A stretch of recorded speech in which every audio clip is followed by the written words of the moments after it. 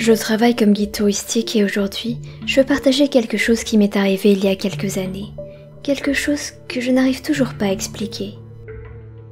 Cela s'est passé il y a 4 ans, lors d'un de mes circuits réguliers de 7 jours de Hong Kong à la Thaïlande. J'ai fait ce trajet d'innombrables fois, même itinéraire, visage différent. Je pensais que ce serait un voyage comme un autre. Il y avait 25 participants au total, tout s'est déroulé sans accroc. Aucun drame, aucune plainte. Tout le monde était poli, respectait le programme et semblait passer un bon moment. Mais ce qui s'est passé le dernier jour me hante encore. Ce matin, nous devions tous rentrer à Hong Kong. Le groupe avait rendez-vous à 7 heures précises dans le hall de l'hôtel, prêt à partir pour l'aéroport. Un par un, les participants sont descendus avec leurs bagages, bavardant, consultant leur téléphone. Sauf un. Un homme qui était venu seul. Appelons-le Monsieur Chen. Par respect, je préfère ne pas utiliser son vrai nom. D'abord, j'ai pensé qu'il était juste un peu en retard. Peut-être qu'il avait simplement trop dormi, rien d'anormal. On a essayé d'appeler sa chambre, pas de réponse. Alors, on est monté et on a frappé. Toujours rien. On a demandé au personnel de l'hôtel d'ouvrir la porte, au cas où.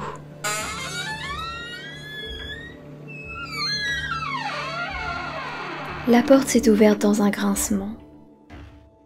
La chambre était vide. Pas de valise, pas de vêtements, pas une seule affaire personnelle. Mais le lit avait été utilisé. Les draps étaient froissés, l'oreiller encore enfoncé, comme si quelqu'un y avait dormi, et disparu aussitôt. Je commençais à me sentir mal à l'aise. On avait un horaire à respecter. Mon collègue, nous travaillons toujours en binôme, a proposé de rester sur place pour gérer la situation, contacter la police, faire une déclaration de disparition, rester à l'hôtel. J'ai accompagné les 24 autres participants à l'aéroport et nous avons pris l'avion pour rentrer à Hong Kong. De retour, notre siège social a commencé à appeler le numéro de contact d'urgence que M. Chen avait fourni à l'inscription. Une femme a décroché. Notre équipe s'est présentée et lui a demandé si elle avait eu des nouvelles de M. Chen récemment. Il y a eu un long silence, puis une voix confuse.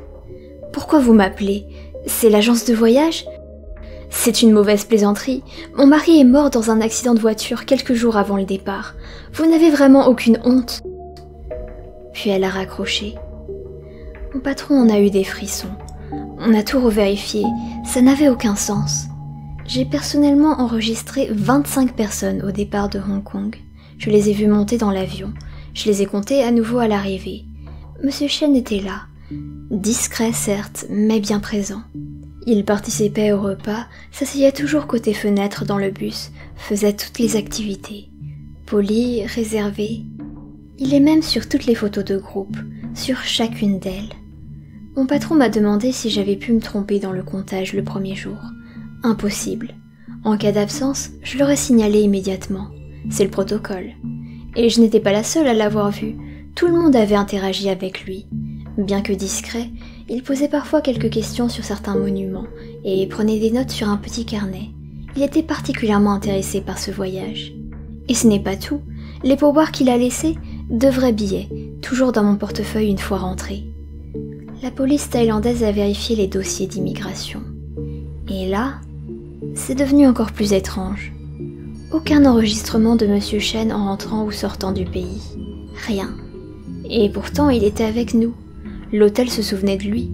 Certains autres touristes aussi.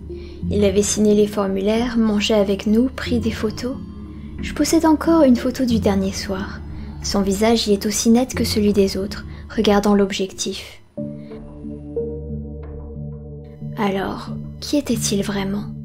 Était-ce un esprit ? Peut-être qu'il préparait ce voyage depuis longtemps et qu'il n'a pas voulu y renoncer. C'était probablement pour lui une dernière escapade avant de partir pour de bon.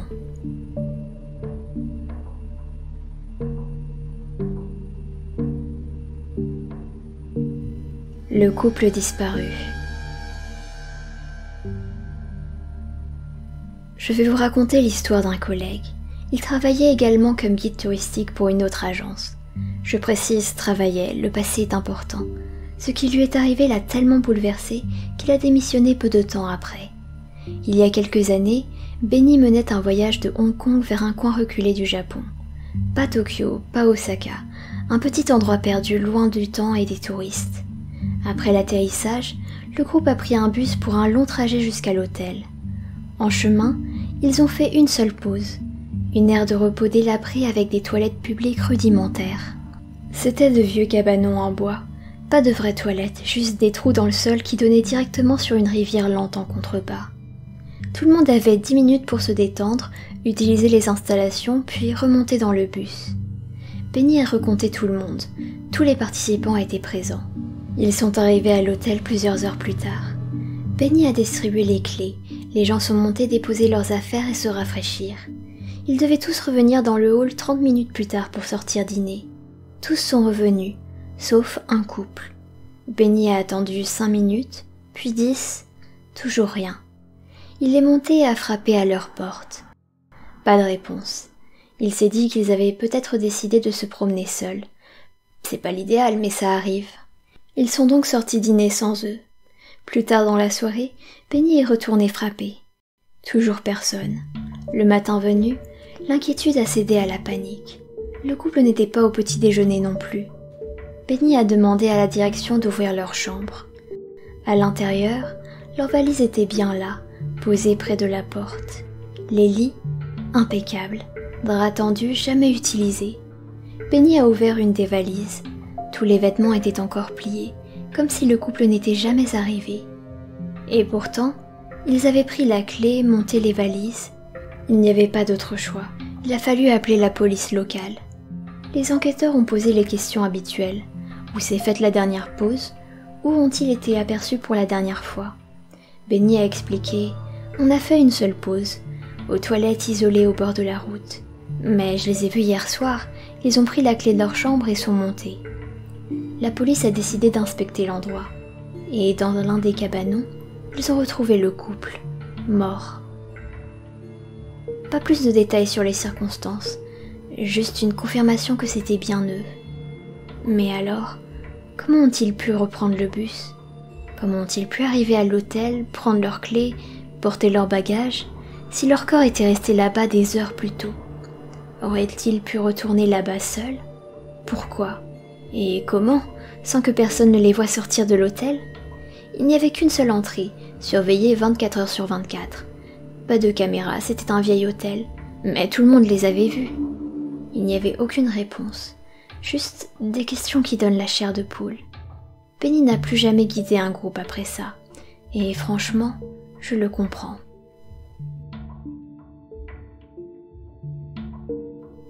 La touriste aux photos inversées.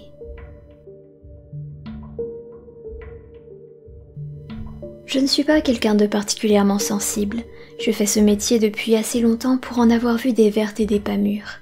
Quand on est guide touristique, on apprend vite à garder son calme, même quand les choses tournent mal. Mais cette histoire, elle me suit encore. Ça s'est passé lors d'un circuit culturel en Italie, il y a un peu plus de 2 ans. Un voyage classique, Florence, Rome, Naples, un groupe de 18 personnes, la plupart dans la 50aine ou la 60aine. Sauf une femme plus jeune, 27 ou 28 ans à peu près je crois. Elle s'appelait Clara. Française et espagnole, elle voyageait seule. Clara était sympathique, mais réservée. Toujours avec son appareil photo réflexe autour du cou. Vous voyez, le genre de touriste qui prend tout en photo. Les statues, les vitrines, les plaques de rue, les gens. Surtout les gens d'ailleurs. Je me souviens qu'elle avait une obsession pour les visages. Elle demandait souvent la permission de photographier les autres participants. Certains refusaient, d'autres disaient oui. Elle avait ce regard intense, presque clinique, quand elle regardait à travers l'objectif. Comme si elle voyait autre chose. Quelque chose que nous, on ne voyait pas. Le voyage s'est déroulé sans incident.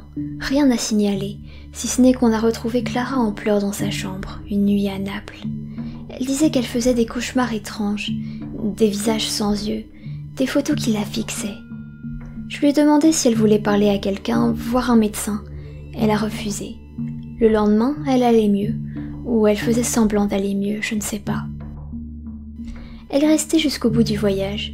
Le jour du retour, elle m'a donné une enveloppe avec une clé USB à l'intérieur. Elle m'a dit « J'ai mis toutes les photos du voyage dessus. C'est pour le groupe. Et elle m'a regardé droit dans les yeux. Vous verrez, ces photos, elles sont différentes. Je n'ai pas trop compris et j'ai dit merci. Elle est montée dans le bus et c'est la dernière fois que je l'ai vue. Quelques jours plus tard, j'ai ouvert les fichiers. Il y avait des centaines de photos, toutes bien classées. Florence, Vatican, Pompéi, etc. De vraies merveilles. Mais très vite, quelque chose m'a mis mal à l'aise. Sur chaque photo où il y avait un visage, les têtes étaient retournées. Pas à l'envers, non. Inversées. Comme si quelqu'un les avait dévissées et recollées dans le mauvais sens. Les yeux regardaient dans le dos, les bouches à l'arrière de la tête. C'était subtil parfois, juste un angle bizarre, un flou dérangeant. D'autres fois c'était évident. Une foule de touristes, tous tournés vers la caméra, sauf que leur visage regardait ailleurs. Et plus étrange encore, personne ne semblait remarquer dans la scène. Les gens souriaient, posaient, discutaient, comme si tout était normal. J'ai pensé à une sorte de montage, un filtre, une blague morbide, mais ces photos étaient brutes, aucune trace de retouche. Et surtout, dans plusieurs d'entre elles, on voit Clara elle-même, photographiée par d'autres membres du groupe. Et elle aussi avait le visage inversé. Et dans une série prise au Vatican, on la voit tourner lentement la tête, sur plusieurs clichés successifs. D'abord de dos, puis de profil, et puis sur la dernière photo, son visage est à l'endroit pour la première fois, et elle regarde droit dans l'objectif. Mais le plus dérangeant, c'est ce qu'il y a derrière elle dans cette photo.